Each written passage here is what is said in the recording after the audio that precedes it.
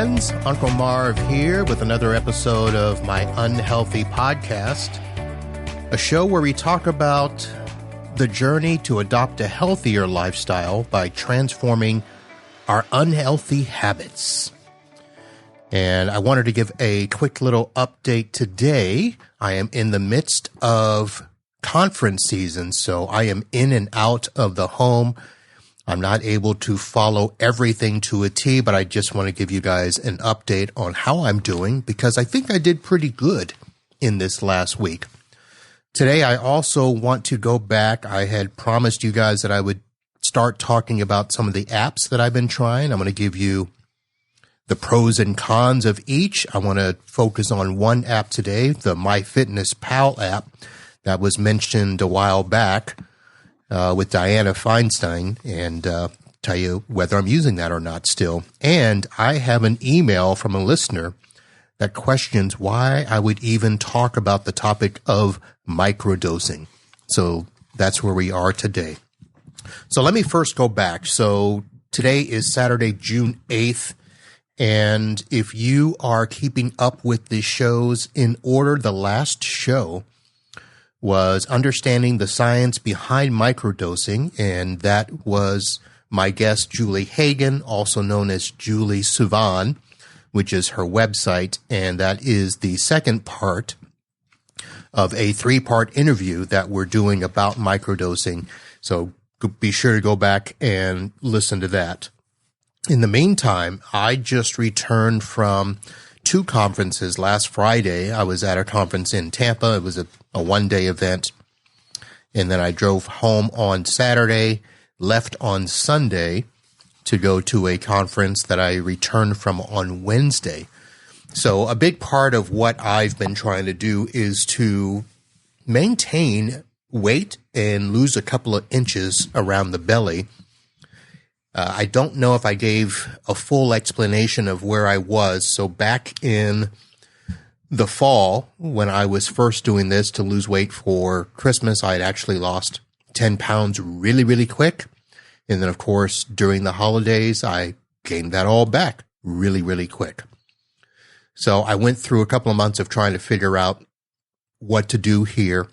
I gave you guys an idea of what I was doing with trying to transform into clean eating.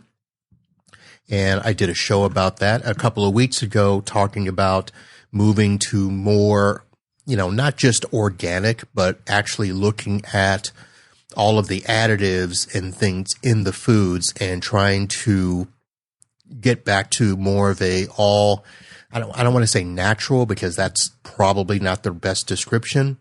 But, anything that has additives, preservatives, high sugar, all those types of foods, I'll describe that in a little bit more detail in an upcoming episode because if I'm doing this all correctly, the apps that I'm using and the process that I'm doing will be successful. So I'm back down around 8 pounds, but this time I feel much better about it. I'm not hungry during the day. I'm not cranky because I haven't eaten.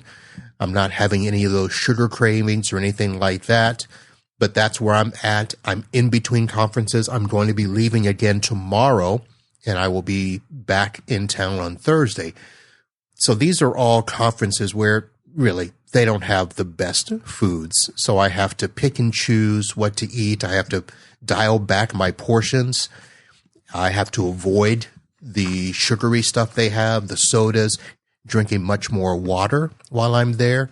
I'm actually taking some teas with me, and instead of having the hotel coffee, I'm drinking tea. I'm doing that in the room and just trying to do some stuff. Now, the conference that I was at last week was actually in Orlando. So for those of you that know I'm in Fort Lauderdale, that's just a drive. I can take food with me. I can stop off at Publix even during the conference. So that's pretty easy. This next conference, I'm flying to Denver, and I won't be renting a car. I'll just be taking an Uber, and we'll be staying at the Gaylord Resorts in the Rockies. So I won't really have access to take food with me.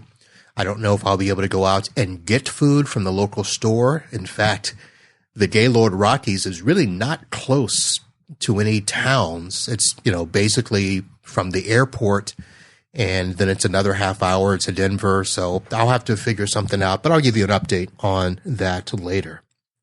So that's where we're at. That's where I'm at. Nothing really major to report, except that when I came back from the 2 conferences, I had only gained half a pound. So for me, that's a win. Pretty nice. Now, let's go ahead and talk about the MyFitnessPal. I know that I've talked about this a couple of times. It was the app that was recommended to me by a tech friend. And if you don't know it, I'll put a link to it, MyFitnessPal. It is apparently one of the more popular apps. And the basic purpose of it is to count calories and track fitness, things that I really didn't want to do.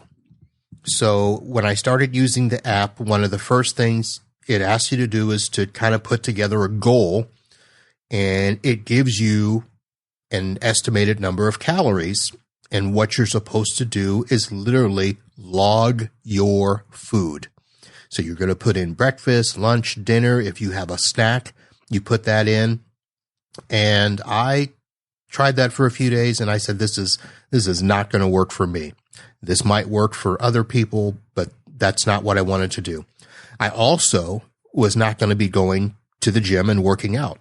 So having the exercise tracker, even though it can log workouts, and I guess one of the benefits is this food app actually syncs with a bunch of other fitness apps and wearable devices. Now, I know that a ton of people are using the Apple Fitbit and all of those things. I do not. I don't wear a watch. I don't want a wearable. It's just not something that I'm going to do. So that's a big benefit of the app that I'm not going to get. I'm not logging workouts, and I can't sync with my apps. One of the things that it does do really well, I guess, is the goal setting part of it. You can set your weight goals and get personalized calorie targets, which that I did get. So I had an idea of, okay, this is about how many calories I should eat. However, to get the expert guided meal plans, you had to pay for that. So that's one of the cons. And I guess the first major con is, as an app, the free portion is very, very limited. I mean, one of the things that I've been finding looking at other apps is the ability to scan food barcodes and get information on that. You cannot do that with the MyFitnessPal. That is a premium feature. So that's a big red X against that, or a big, con for there. The other thing I kind of mentioned earlier, the fact that it is so calorie focused. And the little research that I have done has kind of led me to believe that only focusing on the calories is not enough. It's not the healthiest for some, because you're depriving yourself in a sense. And the other part that I have found out in recent weeks is that it does not account for things like the quality of the food that you're eating, or something I've learned called the nutrient density of what you're eating. So you may be eating a low amount of calories, but if you're not getting any nutrients from it, you're really hurting your body more than helping the body. And I guess in a sense, that's what could lead to this kind of obsessive disorder behavior that we see with people, where they become so obsessed with counting calories that, it leads them to, undereat and develop some bad habits. Now, the whole purpose of this show, at least from my perspective, is to take away the unhealthy habits and turn them into healthier ones. So for people that have issues with counting calories and not being able to eat the right foods, this would not work. So all in all, I mean, the MyFitnessPal app is probably a good app if I were willing to pay for it, if I were willing to start exercising, going to a plan, that sort of thing. But on the surface, this app doesn't really look like it's going to work for me. I say that because I haven't used the app in probably 2 to 3 months. So it is something where I started to use it. I did log my food. I do have, some daily meal plans that I would eat that I could go in and just simply select them and add them. But like I said, it's cumbersome in tracking. The app visually is stunning. I mean, it has a very good dashboard when you first log in. It's got some different categories that you can go to. It can actually add on some additional features. Again, you got to pay for them, but it will help you, eat right. And then monitor your sleep. It'll help with recipes. There is a community aspect to it. Again, I did not go into that in detail because I wasn't going to use the app, but there's a lot of good things there. It just doesn't seem that it'll be the app for me. So I have 3 more apps that I have tried over the last month or so. I will go into those in future episodes because I want to be able to use them in depth enough to give you a full review of, how I used it, what worked, what didn't work, and is it one that I'm going to use going forward. So there you have it, the MyFitnessPal app.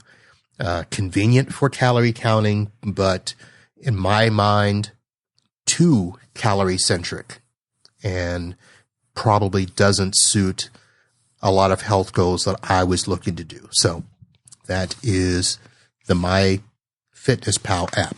But there's a link for you to go try it out, and if you like it, let me know.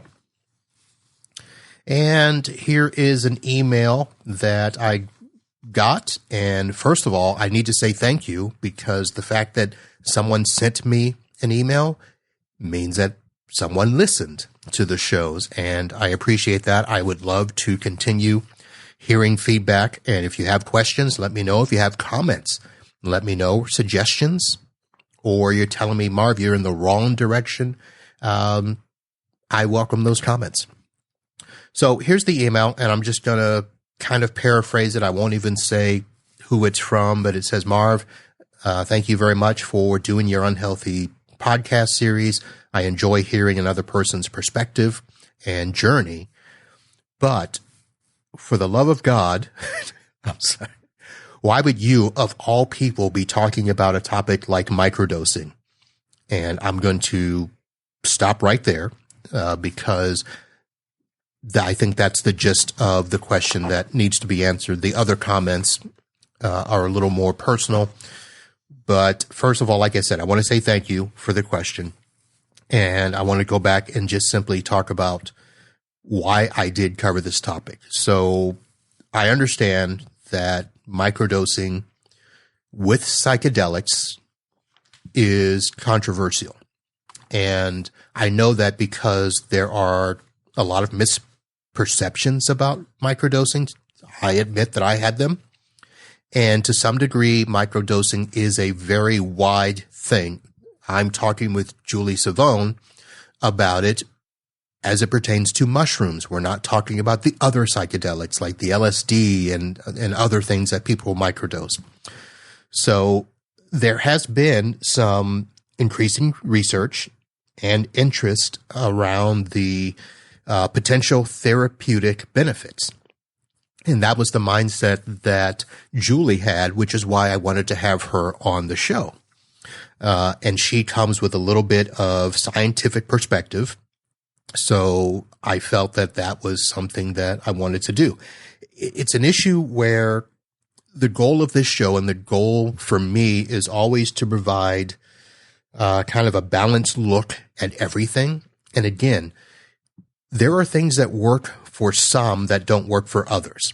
There are a lot of popular things out there that are probably just as harmful or more in that respect. I mean, Julie and I talked about the fact of alcohol is something that, I mean, obviously it's, legal, very widely accepted, but a lot of people have an unhealthy lifestyle around alcohol and then some of the other drugs and smoking and stuff like that. So microdosing, from what I am seeing now, is very beneficial to some people. So this is the show that I want to be open to all of those things.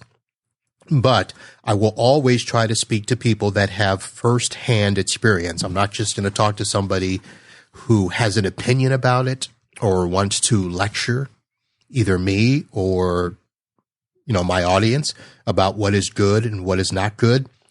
I'm not trying to be reckless with the show. At the end of the day, I want people to be able to make their own informed decisions. And again, I personally don't microdose. I can say, at least right now, I don't have any plans to microdose, but that doesn't mean that you shouldn't consider it if you have some of the issues that Julie talked about. There are a lot of drugs out there that I have seen prescribed to people with depression that are just, it's almost making their lives more horrible. So if microdosing with mushrooms can be something that helps, even though it's controversial, even though it's, legal in most states, illegal in most states, it's becoming legal in others, I'm going to have an open mind about it. Now, it still might be a little skeptical, but if there are benefits that could help, friends of mine, I'm going to use this role to explore that and other interesting topics. Now, there will be some that I just won't consider. If we're truly doing something that is unlegal and harmful and reckless, that's not going to happen. So, again, I'm going to continue to bring, whatever I think can help people go from unhealthy to healthy. That's what we're going to do. So I hope this explains that, and that you'll listen to a show later on. So next week I will have part 3 of Julie's episode on microdosing, and I hope that you listen to that and get a much better informed decision. And that'll do it for now. And until next time, holla.